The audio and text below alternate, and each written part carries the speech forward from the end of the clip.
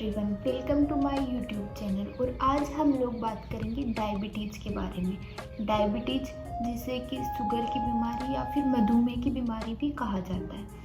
आजकल हम अपने आसपास में देखते हैं कि हर घर से हमें कोई ना कोई डायबिटिक पेशेंट मिल ही जाता है। डायबिटीज़ जो है वो हमारी पॉपुलेशन में बहुत ज़्यादा तेज़ी से बढ़ रहा है। इसका जो मेन कारण है वो हमारी लाइफस्टाइल ही है। लाइफस्टाइल ठीक से नहीं है, हेल्दी लाइफस्टाइल नहीं है, जिस कारण से ओबेसिटी बढ़ जाती है और फिर उसकी वजह से डायबिटीज़ लोगों में बहुत ज़्यादा बढ़ रहा है। इसलिए डायबिटीज़ को एक लाइफस्टाइल डिसऑर्डर भी कहा जाता है। अगर हम बात करें डायबिटीज़ की तो आम भाषा में हम डायबिटीज़ को किस तरह से समझेंगे। डायबिटीज़ का सीधा सा मतलब होता है हमारे ब्लड में शुगर का जो लेवल है वो बढ़ जाता है। हाइपरग्लाइसीमिया एक मेडिकल टर्म है जो इसके लिए यूज की जाती है। तो अगर एक आम आदमी को हमें समझाना हो कि शुगर की बीमारी क्या है, तो हमारे शरीर में जो हमारे ब्लड में शुगर का लेवल बढ़ जाता है। अब शुगर का लेवल बढ़ जाता है, इतना ही काफ़ी नहीं होता, हमें ये पता भी होना चाहिए कि ये लेवल कितना होता है। अगर हम बात करें फास्टिंग शुगर की बात करने से पहले हमें इस चीज़ पे बात करना ज़्यादा ज़रूरी है कि शुगर का जब हम टेस्ट करवाते हैं, डायबिटीज़ का जब हम टेस्ट करवाते हैं तो दो टाइप से करा जाता है। एक में आपको बोला जाता है कि आप बिना कुछ खाए पिए आकर टेस्ट करवाना, और एक जो है वो खाना खाने के बाद हो जाता है। और इन दोनों की जो वैल्यूज है वो अलग अलग होती है। तो अगर हम फास्टिंग वाले टेस्ट की बात करें तो वो 125 मिलीग्राम पर डेसीलीटर से कम आना चाहिए। आपका sugar level fasting sugar level 125 से ज़्यादा है तो आप डायबिटिक पेशेंट हो सकते हैं। उसके बाद में हम बात करते हैं दूसरे नंबर की, जो कि है पोस्ट मील, जो कि खाना खाने के बाद में हम जो टेस्ट करवाते हैं उसकी, और वो है लगभग 145 मिलीग्राम पर डेसीलीटर। तो अगर इससे ज़्यादा अगर आपका टेस्ट में शुगर की वैल्यू आ रही है तो आप डायबिटिक हैं। हमने ये रफली सी एक वैल्यूज की बात कर ली। अब हम जब भी किसी डायबिटिक पेशेंट की बात करते हैं तो हम ये भी सुनते हैं कि उसे टाइप 1 डायबिटीज़ है, टाइप 2 डायबिटीज़ है, और भी इसके बहुत सारे नाम हैं जो कि बहुत सारे फेजेस पे अलग अलग व्यक्तियों में अलग अलग तरीके से होती है। तो अगर हम बात करें टाइप 1 डायबिटीज़ की, जो टाइप 1 डायबिटीज़ है वो लगभग 20 साल से कम उम्र के जो बच्चे होते हैं उनमें होती है। डायबिटीज़ का जो टाइप 1 है उसमें इंसुलिन है वो प्रोड्यूस ही नहीं हो पाता। इंसुलिन है वो पेनक्रियाज की बीटा सेल्स से प्रोड्यूस होता है, और टाइप 1 में ये है प्रोड्यूस नहीं हो पाता, जिसका कारण कोई ऑटोइम्यून डिजीज हो सकती है, जिसके कारण पेनक्रियाज में इंसुलिन नहीं बनता।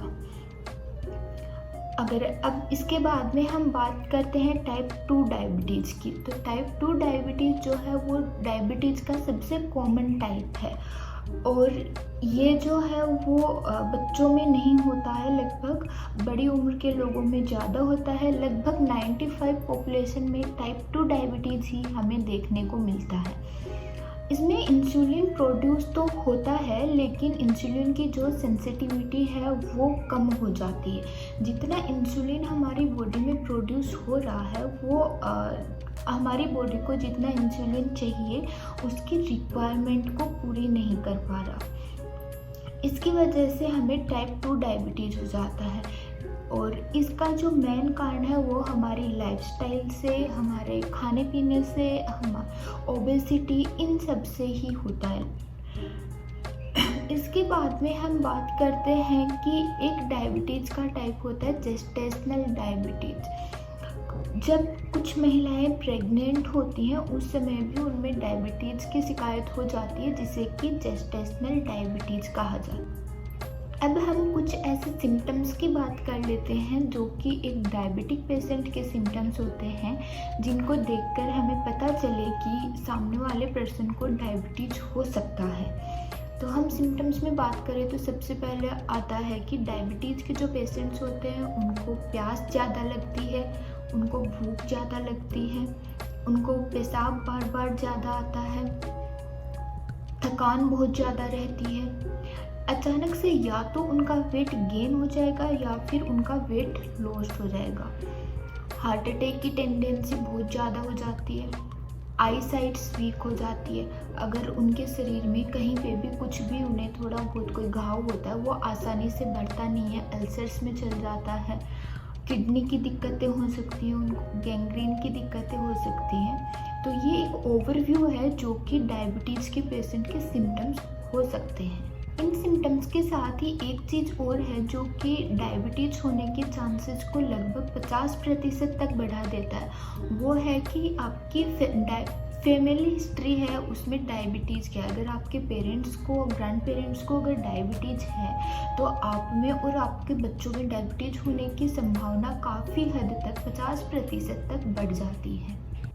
हमारी जो डाइट है वो बहुत ज़्यादा इम्पोर्टेंट रोल प्ले करती है इस चीज़ में कि हम फ्यूचर में हम डायबिटिक होंगे कि नहीं होंगे, या फिर अभी जो हम खा रहे हैं वो किस तरह से हमारे में डायबिटीज़ कॉज कर सकता है।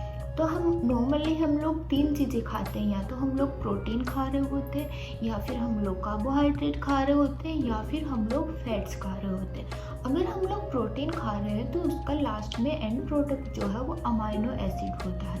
अगर हम लोग कार्बोहाइड्रेट खा रहे हैं तो कार्बोहाइड्रेट जितने भी है वो शुगर में ही कन्वर्ट होते हैं एंड प्रोडक्ट में। वो ग्लूकोज हो सकता है, वो फ्रक्टोज हो सकता है, वो लैक्टोज हो सकता है, वो गैलेक्टोज हो सकता है। चाहे टाइप कुछ भी हो वो एंड में जाकर शुगर में ही कन्वर्ट होंगे।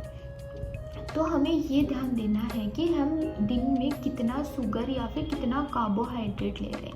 अगर हम अनाज ले रहे हैं, किसी भी तरह का अनाज है, उसमें 70 से 80% तक शुगर लेवल होता है। अगर हम कोई भी दाल ले रहे हैं तो उसमें 40 से 50% तक होता है। अगर हम फ्रूट्स खा रहे हैं, चाहे कितना ही मीठे से मीठा फ्रूट हो, उसमें 10% से ज़्यादा शुगर्स नहीं होंगे।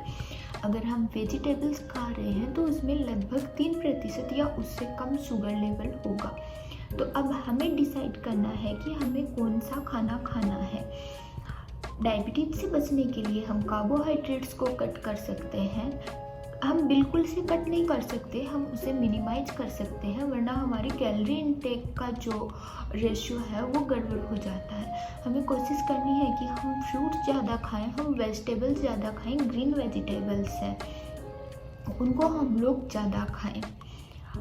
इस तरह से हमें एक बैलेंस डाइट लेनी होती है जो कि डायबिटीज़ से रिकवर करने में या फिर डायबिटीज़ ना हो इसमें बहुत ज़्यादा हेल्प करती है। अगर हम डायबिटीज़ से प्रिवेंशन की बात करें कि कैसे हम लोग डायबिटीज़ को प्रिवेंट कर सकते हैं, तो उसमें सबसे पहली चीज़ हमारी डाइट आ गई, जिसकी हम लोग अभी बात कर चुके हैं। इसके बाद में हमारी लाइफस्टाइल चेंजेस, हमें अपनी लाइफस्टाइल में क्या क्या चेंजेस करने हैं। हमें टाइम पे सोना है, हमारा एक रूटीन होना चाहिए, कब हम लोग सोते हैं, कब हम लोग उठते हैं, क्या हम लोग खाते हैं, और हमें एक्सरसाइज कम से कम 30 से 40 मिनट तक हमें एक्सरसाइज ज़रूर से करनी चाहिए। किसी भी तरह का कोई स्ट्रेस है उसको हमें कम करना चाहिए। जितने भी हार्मोनल चेंजेस हैं वो स्ट्रेस की वजह से काफ़ी ज़्यादा होते हैं। तो इन चीज़ों का हम अगर थोड़ा सा ध्यान रखें तो हम